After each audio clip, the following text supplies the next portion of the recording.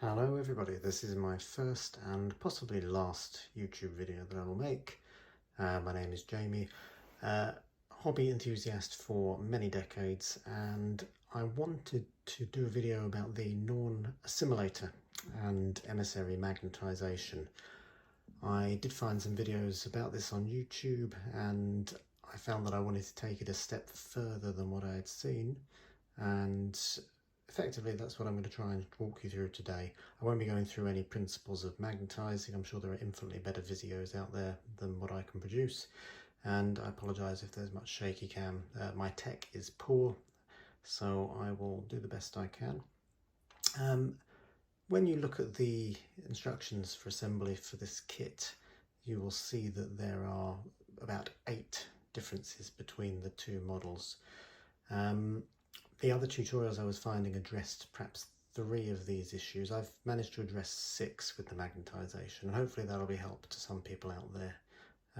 So if we just look here, we can see here's the bases, the basing material rather, from the kit. These are the leftover pieces which I haven't used. So it's one of the torso and the spine flesh hooks, I believe they're called. These are the 3 magnet sizes I have used. And then here is what you end up with. So I've only used one of these pieces here. I've not chosen to magnetize, and I preferred this pose, so I used this pose. And what you can probably appreciate here is we have 2 of the arms glued in situ, and then we have 2 of the medium-sized magnets that I use, 1 in each of the hands there.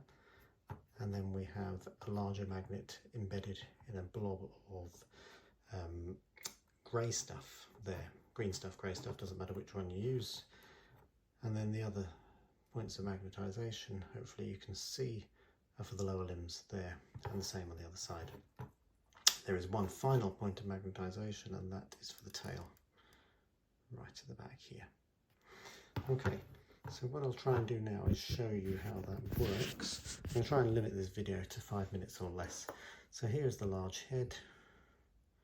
You can see that there is a large magnet in there. And if we just pop that on there, it holds nicely in place. This is the slightly more complex magnetization that I chose to do.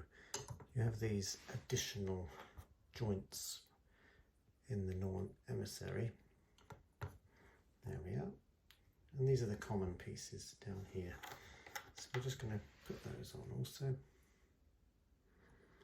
what I've actually done, demonstrated beautifully there, is that I have done opposing polarizations for the different arms, so you'll never get them mixed up. And then the other pieces to put on.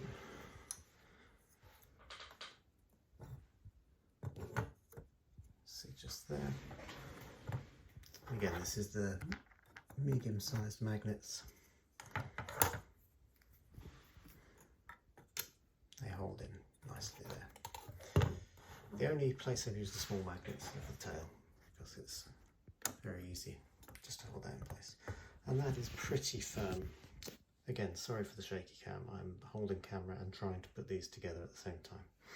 Sorry if my voice is a bit low as well. I have a child in bed and do not want to rock that particular boat. Okay, and if I just hold him up, give him a good shake, nothing's moving. So we want to swap out to the other version. We'll just pop the head off,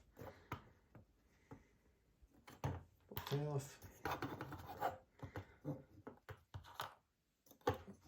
the arms off, and on the left. This chap again. I'll put the lower limbs on first this time, I think. There we are. Bit easier. Okay. Tail piece. And there's one bit that I chose not to magnetize. That's a difference between the 2 kits.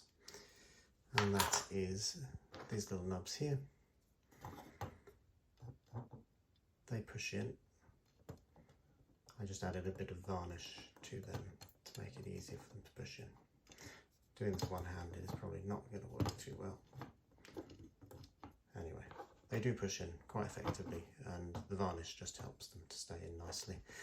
The last trick for this is the head, and with the head, this guy, a bit more complicated because of the carapace, and all I did was I put a pin between the head and the carapace once I had it in the right place, and that holds it in nicely.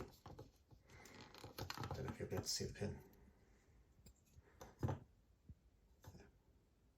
Just if the camera would get to focus, you might just see it in there. Okay, and that is him. Sorry, gone just over 5 minutes. These bits I sure you do fit in, but without putting the camera down, I don't think I'll be able to do it one-handed. And they just push in and hold it nicely. So again, give them a good shake. Nothing's falling off. And I hope that was useful. It took me about an hour, I think, as long as you've got all the tools. It was really quite fulfilling because I didn't think I'd be able to do it actually, and a bit of experimentation and patience got me there. And I would recommend, if you want to follow this, I'm happy to answer any questions, and also I'd recommend that you have a good look through the instructions and put together the base model, same as what I did, and leave the other pieces off first. And just choose which of the two torsos you want to use. If you do want to go through the pain of magnetising the torso as well, then that's entirely at your discretion, but I think that actually it doesn't make a difference to the model. It's basically just a stylistic choice on the pose, and the differences between the two models are in the other components. I chose not to put the flesh hooks on just because I think that, again, the flesh hooks are supposed to be retractile into the torso, so whether you see them or not doesn't really make a difference to which of the models it is. Okay, wonderful. Thank you for viewing, and I'm happy to try and answer any questions if anyone puts them down there. Cheers.